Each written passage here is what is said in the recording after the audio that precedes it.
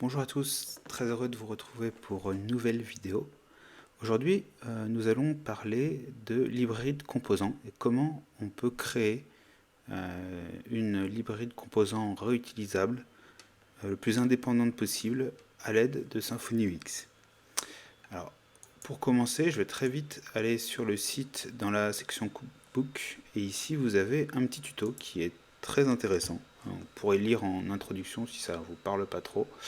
Euh, et en résumé très rapide sur cet article, on vous explique que l'idée aujourd'hui, ça va plus être juste d'écrire une page web dans sa globalité, mais plutôt d'écrire plein de composants qui vont vous permettre de construire cette page. Un composant, qu'est-ce que ça va être? Ça va être un bouton, un élément de formulaire, une carte, etc. etc. Donc ces composants, donc ils vont prendre l'aspect de composants Symfony UX, donc si vous avez l'habitude de créer des composants, ça va vous parler. Et ces composants vont pouvoir s'utiliser, s'imbriquer les uns dans les autres. Ici on voit une carte qui contient une icône, qui contient un bouton, qui contient lui-même une icône, etc., etc. Le but de ces composants, c'est d'être le plus indépendant possible, qu'on peut les réutiliser indépendamment du contexte. Donc un bouton, on pourra l'utiliser dans n'importe quelle page, limite on pourra l'utiliser dans plusieurs projets, si vous copiez-collez votre librairie entre différents projets. Pour configurer tous ces composants, on va quand même avoir des propriétés, c'est des variables que vous pouvez passer à vos composants pour changer une taille, une couleur, etc. Et enfin, si on veut un peu d'interaction, on peut avoir des états sur ces composants qui vont pouvoir se gérer soit avec un contrôleur stimulus, soit en utilisant un live component qui lui-même se basera sur stimulus par derrière. Donc voilà très rapidement. Pour vous donner une idée de ce que c'est une librairie de composants, une des plus connues c'est ChatCN, donc c'est plus une librairie qui va être utilisée dans le cadre de React ou de Projet.js, mais dans l'idée, sur cette librairie, vous allez avoir plein de composants qui sont disponibles, qui vont pouvoir être utilisés de manière indépendante. Et comment ça se présente? Donc vous allez sur un des composants, vous voyez un exemple du composant, plus ou moins complexe, et dedans, vous voyez que quand on l'utilise, on va appeler le nom du composant, et dedans, ça va prendre un certain nombre de composants, de sous-composants, qui vont venir dans ce composant. Donc on a un navigation menu qui va prendre un navigation menu list, qui va lui-même prendre un navigation menu item, etc. etc. Donc il faut respecter une certaine hiérarchie, une certaine architecture pour ce composant. Mais à partir de ça, on peut construire quelque chose d'assez robuste. Et vous voyez qu'ici, l'idée, c'est de ne plus vraiment écrire d'HTML. On va plutôt utiliser des balises custom qui elles-mêmes, après, vont être traduites en HTML. Donc voilà pour une petite introduction. Nous, on va faire quelque chose de très très simple. On ne va pas faire 10 000 composants comme dans HCN. Ici, je vous ai mis un petit résumé de ce qu'on veut faire. Donc là, c'est sur Figma. On va partir du principe que vous travaillez avec un graphiste qui vous a fait une librairie de composants sur Figma. Et on va le reproduire pour l'utiliser dans notre application. Ce qui est intéressant, c'est que sur Figma, pour créer des designs, on va aussi utiliser une notion de composant. Et donc, c'est assez facile après de retransposer ça au niveau de Symfony UX. Donc ici, on va avoir un composant button. Donc un composant button, ça va être une couleur. Donc on va pouvoir avoir plusieurs couleurs pour ce composant. Un primary, un secondary, un success, un error. Différentes tailles pour ce bouton. Et également un mode outline.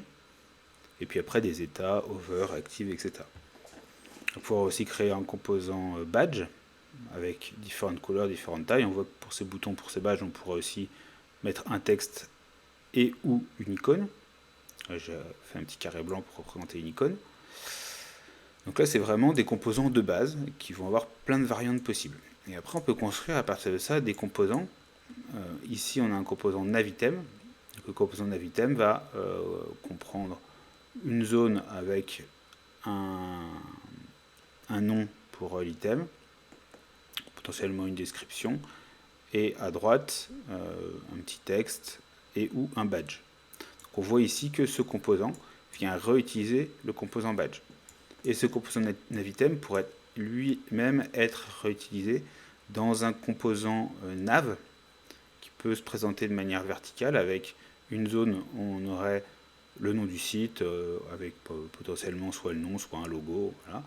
Ici, la liste de nos navItem qui contiennent le badge et en bas, le composant bouton dans une zone où on pourrait mettre donc des boutons ou autre chose. On voit qu'il y a plusieurs zones dans ce composant et composant qui peut s'afficher de manière verticale ou de manière horizontale. Donc avec deux variantes différentes. Donc voilà un petit peu ce qu'on va essayer de créer ici. Et c'est parti du coup pour notre composant bouton après cette petite introduction. Donc pour créer notre composant bouton, ici j'ai créé un simple projet Symfony que j'ai appelé library et c'est tout. Donc on va pour commencer créer un contrôleur.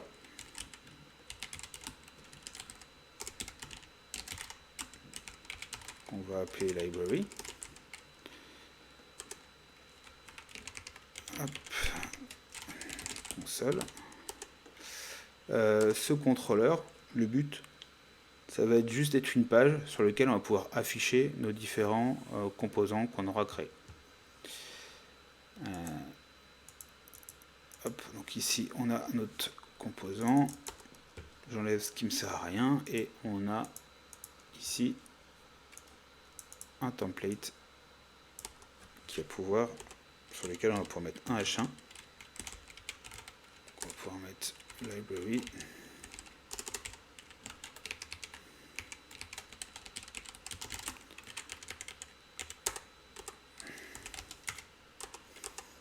Et là, on va pouvoir créer un premier composant Symfony UX. Donc, pour utiliser Symfony UX, on va faire composer require UX twig component. Une fois installé, on peut créer un composant. D'habitude, quand on crée un composant, un twig component, on va plutôt utiliser le maker, à faire Symfony make twig component. Décidément, Symfony console make twig component. On dit qu'on veut créer un composant button, pas live component, et ça va nous créer deux fichiers. Donc notre fichier twig button et également un fichier PHP. Button.php. Les propriétés de notre bouton, on peut les gérer dans ce fichier PHP. Si on veut quelque chose de dynamique, qui vient d'une base de données, avec de la logique, etc., c'est très pratique. Nous, dans le cas d'un système de composants, on veut quelque chose de plus indépendant possible. Donc on ne veut pas avoir quelque chose de dynamique qui va venir récupérer des informations. On veut vraiment quelque chose qui va être statique, plus ou moins de l'HTML, avec quelques propriétés pour le customiser, mais le moins dynamique possible. Donc en fait, ce fichier PHP, dans notre cas-là, on n'en a pas besoin. Donc je vais le supprimer. On ne pourra plus directement créer le fichier button.html.twig dans un dossier qui s'appelle components. Ça, c'est important que le dossier s'appelle components pour qu'il soit reconnu. Et là, on a, vu qu'il n'y a plus de fichier PHP, on a ce qu'on appelle un composant anonyme. Et ça, c'est reconnu quand même par le système. Et donc ici, on veut que ça soit un bouton. Donc on va dire que c'est un button. Et ici, on va mettre my button. Ici, je vais utiliser ce composant. Donc en faisant twig button. Et là, il comprend qu'il doit utiliser ce composant. Si je vais ici sur ma page library, on voit que j'ai bien myButton qui est utilisé. Je vais juste aller ici dans le fichier style pour enlever le bleu qui n'est pas très joli. Et donc on a bien notre bouton. Donc on peut soit le fermer directement, soit écrire twig button en fermant la même balise. Je peux créer plusieurs boutons. et j'ai plusieurs fois MyButton. Quand moi, ce que j'aimerais, c'est pouvoir customiser le texte qui est dans mon bouton. Par exemple, ici, je voudrais mettre button 1 et ici button 2. Si j'actualise, j'ai toujours MyButton. Pourquoi? Parce que dans le composant que j'ai créé, j'ai mis en dur que je voulais MyButton. Moi, ce que je voudrais, c'est pouvoir récupérer la valeur que je mets entre mes deux balises et qui soit reprise ici. Et pour ça, component, il y a un bloc spécial. Il faut appeler le bloc content, qui s'appelle vraiment content, en mettant nBlock derrière. Et à l'intérieur de bloc content, il va reprendre ce qu'il y a à l'intérieur des balises. Donc là, si je réactualise, j'ai bien button 1, button 2. Et on commence à avoir, du coup, un bouton qui est un composant qui est réutilisable, qui est très basique. Donc ce qu'on va pouvoir faire, c'est de rajouter de quoi le rendre un peu plus joli. On peut rajouter une classe. Dans cette classe, on pourrait créer une classe button qu'on irait après créer ici dans le fichier CSS pour pouvoir customiser les choses. Donc c'est une solution qui est tout à fait faisable. Il faut créer toutes ces classes, tout son système côté CSS. Souvent, pour se simplifier un peu la vie, on va utiliser des frameworks CSS déjà existants. Vous connaissez Bootstrap, Tailwind, etc., etc. Donc, même si je ne suis pas forcément un grand fan de Tailwind, c'est vrai que pour une approche par composant, quand on veut quelque chose de bien facilement réutilisable, c'est quelque chose qui fait l'affaire. Et c'est ce qu'on va trouver le plus souvent dans les librairies de composants, l'utilisation de Tailwind. Donc, je vais vous montrer comment utiliser Tailwind dans ce cadre-là. Même si, encore une fois, ce n'est pas quelque chose qui est obligatoire. Donc, pour installer Tailwind, vous pouvez aller sur le site de Tailwind, télécharger Tailwind, etc. Il faut savoir que Tailwind, c'est pas juste un fichier CSS, il y a aussi des outils derrière. Ce que l'idée de Tailwind, c'est qu'il aille réutiliser uniquement, parmi toutes ces classes CSS, uniquement celles que vous appelez. Donc il y a un traitement en JavaScript qui est également effectué. Donc c'est un petit peu plus compliqué pour l'installer. Et donc c'est pour ça que dans la documentation de Symfony, il y a une partie qui est dédiée à l'installation de Tailwind avec différents outils qui existent qui va permettre de faire ça très simplement. Donc il faut installer Symfony Cast Tailwind Bundle. Une fois que c'est installé, pour initialiser les choses, il faut faire un Tailwind init. Ça va venir télécharger la dernière version de Tailwind. On voit qu'il vient le récupérer ici. Et ensuite, comme je vous dis, à chaque fois qu'on vient modifier un truc dans Tailwind, ça recalcule les classes. Donc il faut relancer un build de Tailwind. Donc soit vous lancez la commande Tailwind build à chaque fois que vous modifiez quelque chose, soit il y a une option "-watch" pour que ça tourne en continu. C'est parti. On voit que tout est installé et il attend que je fasse des modifications. Donc si ici je veux que mon bouton soit en flex, qu'il ait un background qui soit couleur blue 500 avec un padding de 2, on voit qu'à chaque fois il recalcule.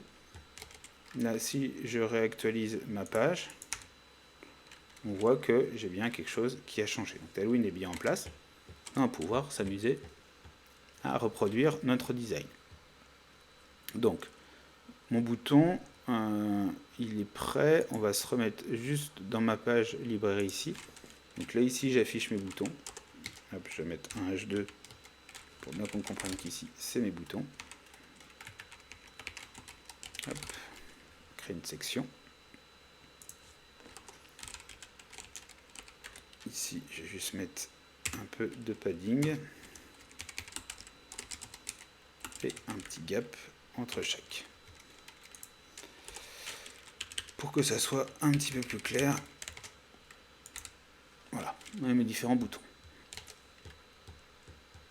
Maintenant qu'on a ça, on va vouloir reproduire quelque chose qui est un peu plus proche d'ici. Donc, on voit qu'on a, notamment au niveau de nos boutons, un texte qui va être blanc, un petit arrondi,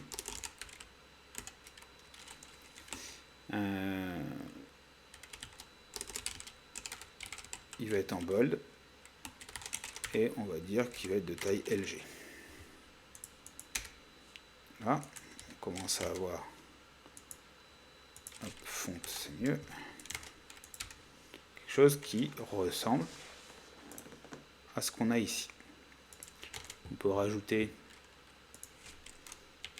que over, on veut que ça soit une couleur qui soit BG Blue 400 et en active un BG Blue 600. Maintenant, si je réactualise, on voit que j'ai bien les couleurs qui apparaissent correctement.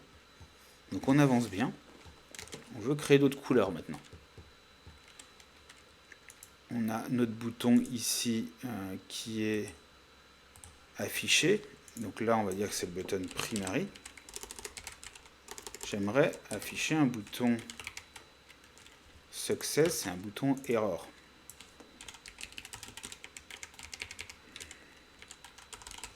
Alors ici, on voit que la couleur, elle est mise en bleu tout le temps. Donc, comment gérer ça? C'est là que arrive la notion de prop. Pour gérer les propriétés, donc si on avait un fichier PHP relié à button, on pourrait les gérer dedans, mais ici, vu que c'est un composant anonyme, on va plutôt créer nos propriétés comme ça. Props, on va venir color, et on va donner une valeur par défaut qui va être primary. Et on peut très bien lui donner des variantes ensuite. Donc ici, j'ai juste regroupé ce qui est propre à la couleur. Hop, je vais mettre ça sur plusieurs lignes pour qu'on soit un petit peu plus visible. Voilà. Et on va pouvoir lui dire, par exemple, si color est égal primary, alors j'ai bien ça. Par contre, si color égale success, alors on va plutôt avoir du vert. Si c'est de l'erreur, alors on va plutôt avoir du rouge.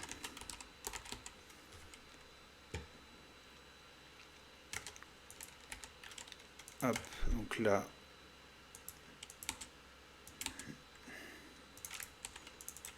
c'est des chaînes de caractères. Ici, on voit que ça n'a pas marché. Pourquoi? Parce que je n'ai pas précisé quelle couleur je voulais passer au niveau de mes boutons. Donc ici, il faut que je lui passe une information. Color égale. Donc primary ou success ou error. Et là, si je réactualise, magie, on a bien les couleurs qui apparaissent. Sachant qu'on n'est pas obligé de mettre ici color primary, puisque c'est la valeur qui est mise par défaut. Donc on a réussi à gérer ça. On peut aussi gérer la taille. On va dire que par défaut, on a une taille qui va être MD. Mais si size vaut SM, alors on peut se dire qu'on va avoir un texte SM avec un padding de 1 par exemple. MD, LG.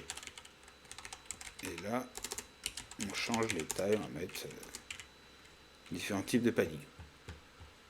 Donc on va enlever le padding et la taille de cet endroit-là. Là encore, une fois, on a une taille MD qui se met par défaut. Mais ici, on peut lui dire size SM ou MD ou LG. Hop, donc là, on va préciser pour qu'on comprenne bien.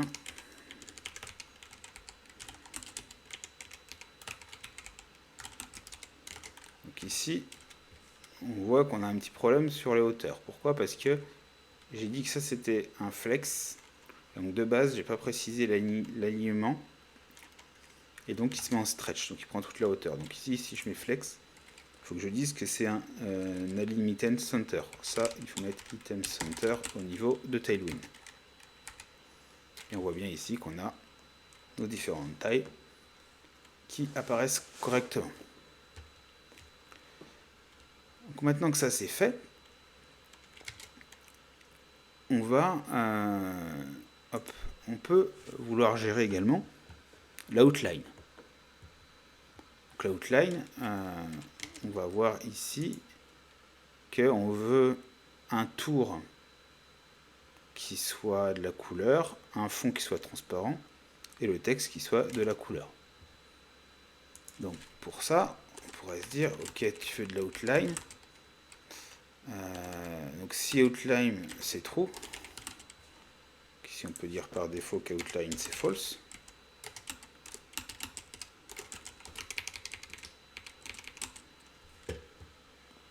Alors on veut que le fond soit transparent, qu'on ait une bordure et que la bordure soit de la couleur brand, blue 500. Ouais, mais si je fais ça et que je suis en succès, je veux pas une bordure bleue. Donc c'est plus compliqué, il faut que ça soit true et que la couleur est primary. Donc si je fais ça, que ici je crée un bouton et que je lui donne outline à true, donc pour me dire que c'est true, il y a juste besoin de mettre outline, pas besoin de mettre plus. Si je réactualise, j'ai une petite erreur, ligne 11.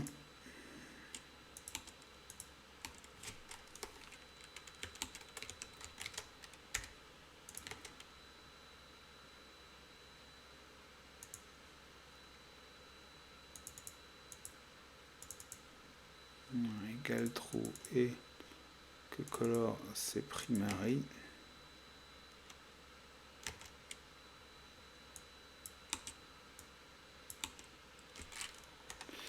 Et j'ai oublié de fermer ici, voilà. Et on voit qu'ici j'ai un truc qui apparaît, mais j'ai pas le texte de la bonne couleur. Effectivement, j'ai mis que le texte était white. Donc dans ce cas-là, il faudrait que le texte soit lui-même BG Blue 500. Et là, ça marche pas. Parce que c'est pas BG Blue 500, c'est texte Blue 500 que je vais mettre. Mais là, ça marche pas parce que ici, je mets que c'est un texte white, ici, je mets un texte qui est Blue 500. Et en fait, les deux sont en même temps. Et du coup, là, a priori, c'est texte white qui prend le dessus. Il n'arrive pas à faire le tri. Donc il faudrait lui dire que le texte white, c'est que quand j'ai un outline à false. Donc on va commencer à avoir des cas de plus en plus compliqués. Là, je suis à 3 variantes, mais on pourra rajouter beaucoup d'autres propriétés sur est-ce qu'on veut des boutons carrés, ronds, très arrondis, etc., etc. On peut avoir plein de variantes différentes. Donc ce système fonctionne, mais il y a vite à atteindre ses limites en termes de lisibilité et d'association. On va devoir faire des end à rallonge pour faire tous les cas de figure. Donc deux choses maintenant qu'on doit... une chose qu'on doit rajouter, c'est la possibilité de faire quelque chose d'un petit peu plus souple. Et ça, au niveau de Symfony, on a des composants, on a ce qu'on appelle les CVA, Component with Complex Variant. Donc c'est pas quelque chose qui est propre à Symfony, c'est quelque chose qui vient, comme c'est indiqué ici, de l'écosystème JavaScript, mais ça a été implémenté dans les Twig Components. Donc comment ça se présente? Ça se présente comme ça. Ici, en dessous de vos props, vous allez créer quelque chose qui utilise la fonction CVA. Donc moi, pour simplifier, je l'appelle CVA, cette variable. Quand on fait un CVA, on peut indiquer des classes de base, donc qui seront appliquées à tous les variants. Donc je vais reprendre ce que j'avais ici, moi. Hop. Et ensuite, on va pouvoir lui définir des variants. Ça tombe bien, là, l'exemple qu'il donne, il y a aussi couleur et taille, donc on va être assez proche de ce qu'on veut. Donc on lui dit la couleur. Pour la variante primary, il va se passer ça. Donc là, je vais recopier-coller ce que j'avais mis. Pour la variante success, pour la variante error. Donc success, hop, on copie-colle ça. error, on copie comme ça. Les tailles de même.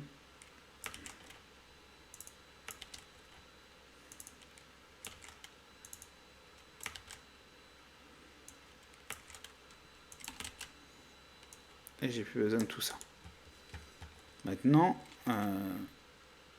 on veut pouvoir avoir des choses un petit peu plus complexes qu'on a ici. Je vais vous montrer juste après.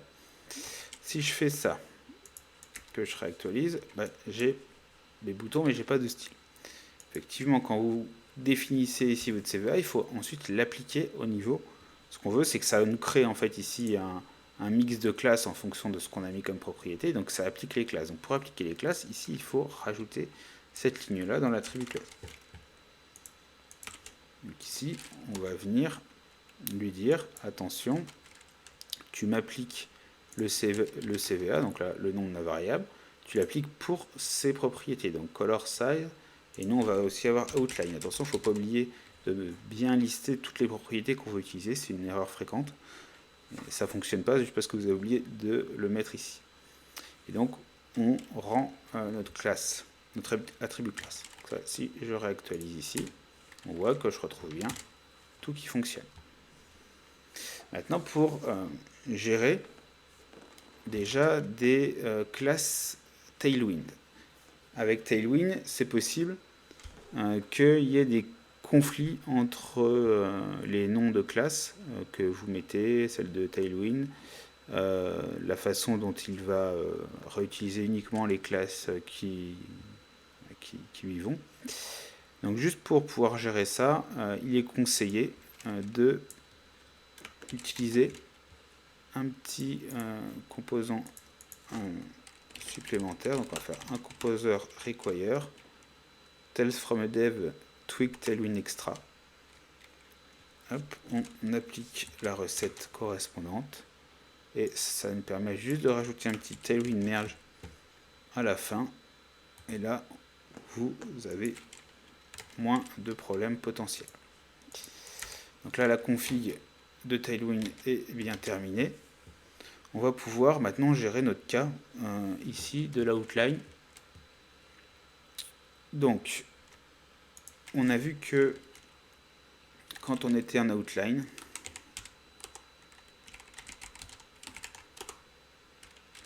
à trou, ce qui bouge jamais, c'est qu'on a une bordure. Donc on peut mettre ici qu'on a une bordure. Par contre, on va avoir des choses qui vont varier quand on est outline et d'une certaine couleur. Donc pour ce cas-là, vous allez voir que dans les CVA, il y a aussi une partie qui s'appelle Compound Variance, qui permet justement de combiner ces choses. Donc, Compound Variant, on peut dire que quand on est la couleur primary, et que outline c'est true, alors la couleur de la border ça va être blue 500, le texte va être blue 500, et on sait qu'en outline on a tout le temps un BG qui va être transparent. Si je réactualise ici, hop, j'ai une petite erreur. Hop, je mets un petit peu mieux ma mise en page. Donc, hop là, c'est mon variant.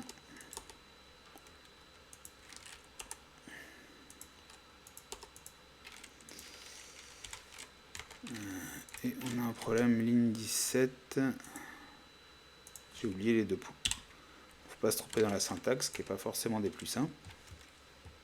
Donc là, on a bien notre primary outline et vous voyez que j'ai pas correctement mes bordures. Alors, on a bien en outline, on a bien une bordure, et quand on a primary et outline, on est censé avoir ces classes en plus. On va voir ce qu'il en est ici. On a bien, si on regarde, on a juste border qui est utilisé. J'ai dû faire une petite erreur quelque part, donc là on a bien primary.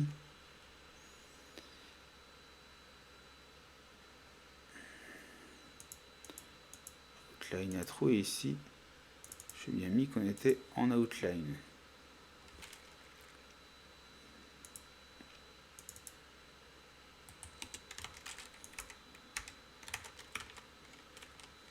Et il ne se déclenche pas bien. Donc, j'ai dû faire une petite faute, je sais plus. Je crois que je dois pas le mettre en... Le trou, je dois pas le mettre en... Peut-être pas besoin des crochets ici. Non, ça ne joue pas non plus. Ah si, je sais. Je sais mon erreur. À tous les coups. Non, pourtant j'ai bien pris outline, j'ai rien dit. Color, size et outline ici. Color, size, outline, on est bon. Je vais enlever cette partie-là qui nous dérange.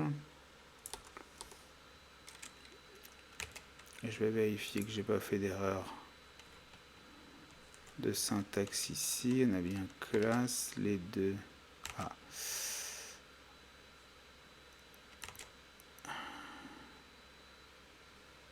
Je suis censé ici avoir cette parenthèse qui se trouve ici. Est-ce que c'est ça le problème? Toujours pas.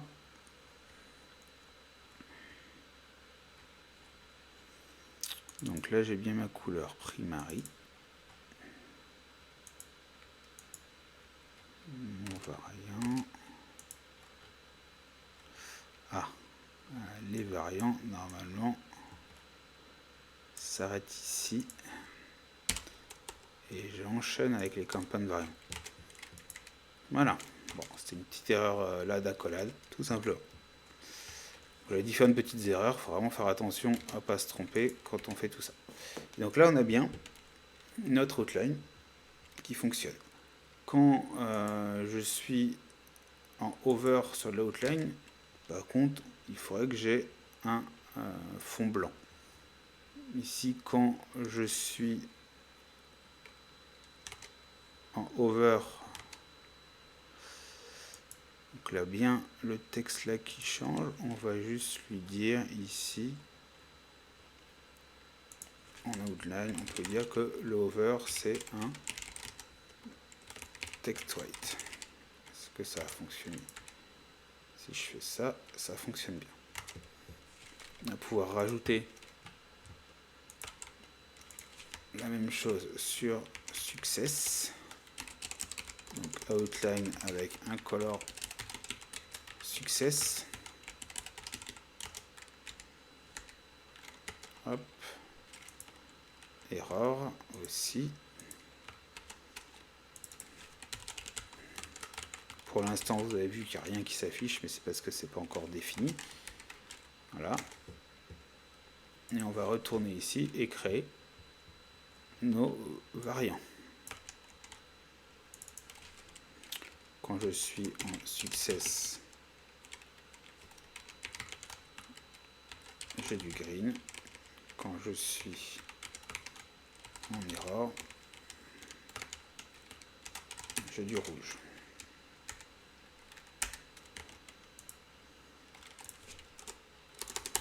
Faut pas faire d'erreur de frappe.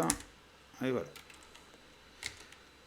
J'avais une dernière variante à gérer qui est le secondary. Et là, pour des raisons de contraste, on voit que la différence c'est que le secondary, le texte n'est pas blanc mais noir. Donc on va créer ici la couleur secondary. On veut un fond qui soit grey de sang, gray 100 quand je suis over et gray 300 quand je suis en active. Hop, on va rapidement y aller. On va en créer un avec on appelle secondary.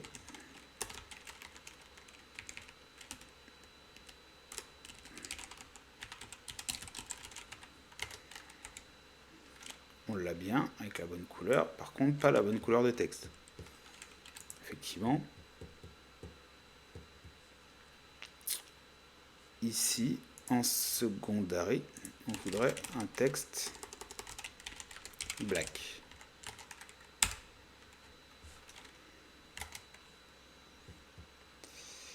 On est bon. Par contre, quand on est en outline,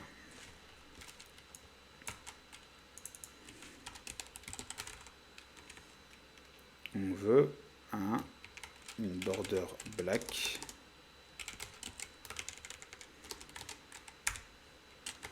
Et donc je vais le créer également.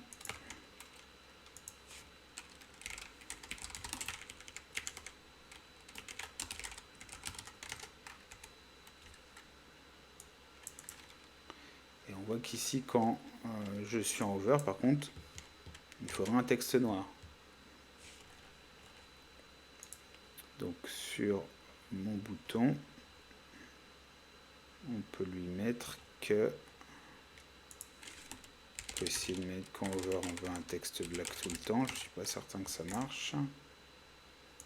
Là, ça ne marche pas parce que je fais un truc contradictoire ici.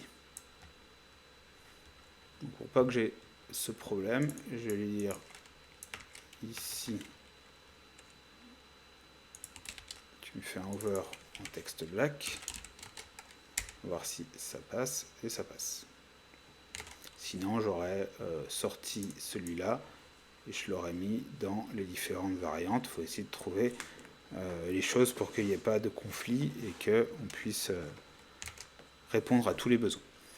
Et on a bien tous nos variants de boutons qui sont créés.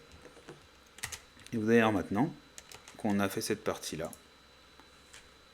On veut pouvoir, avant toute chose, mettre également une icône. C'est très simple, les icônes. On va utiliser Symfony UX Icônes. On va pouvoir, faut pouvoir les installer pour commencer. Hop, j'installe le paquet. On va mettre par exemple un petit cœur. Tac. Et là on voit que sur les boutons,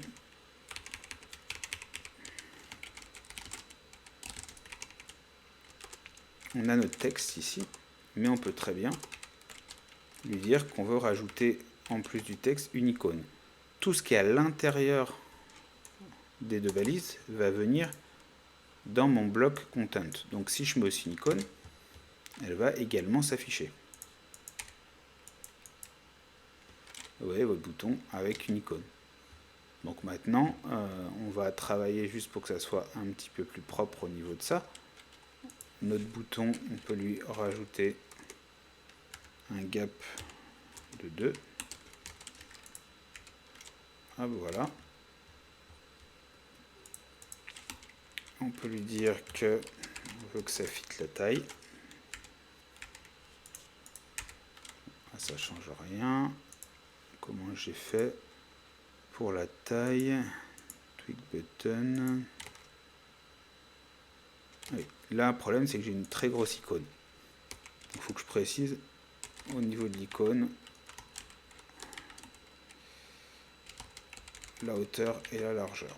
Je vais enlever ce que j'ai mis ici qui n'est pas pertinent. Et là, on a bien notre icône. Il ne manque plus que à aligner tout ça avec un item center. Et voilà. Donc là, on est bon. On peut aussi gérer, si jamais on en a envie, un bouton avec l'icône à la fin. Ça fonctionne très bien. Donc maintenant qu'on a fait tout ça, on va pouvoir attaquer le second composant qui est le composant badge, qui est beaucoup plus simple. On a nos couleurs et des tailles, et c'est tout. Donc là, on va reprendre notre bouton, je le duplique et je l'appelle badge.html.twig qui est un nouveau composant anonyme. Encore une fois, pas de fichier badge.php. Sur ce composant-là, on va plus s'embêter avec les outlines. On n'a plus que deux variables. Donc, tout l'aspect component variant, on n'en a pas besoin non plus. Ça simplifie grandement les choses. via la outline. Au niveau des sizes, on a bien ces trois choses-là. On va juste mettre que c'est des px, en y, on ne veut pas de padding. Donc juste à droite et à gauche. Pas besoin de s'embêter avec les notions de over et active non plus, puisqu'on n'est pas sur quelque chose d'interactif. On va y arriver. Hop. Hop. On veut qu'il soit rounded full, c'est-à-dire le plus arrondi possible. Le texte, il va être blanc pour tous, sauf pour le secondary, où il sera noir.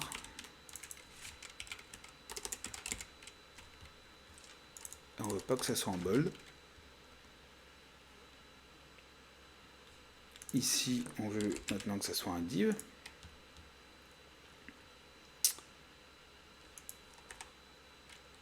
Hop.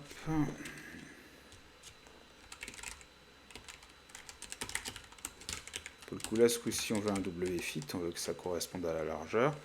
Sur mon bouton, j'avais oublié de rajouter aussi un justify center, parce qu'on veut que le texte soit centré. Je vais créer mes petits icônes. Donc là, je me crée une nouvelle section.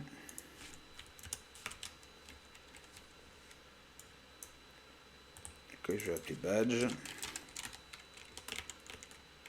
Et dedans, on est parti. On crée un badge ici. On va appeler primary. Parce que c'est la couleur par défaut.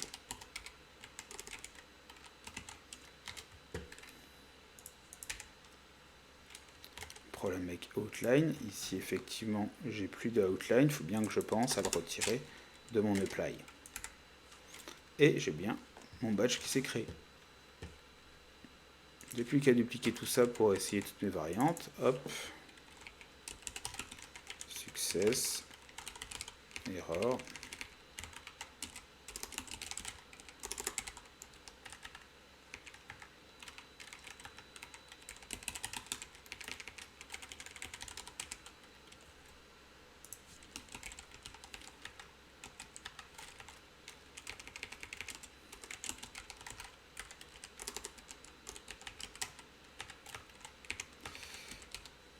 Et LG.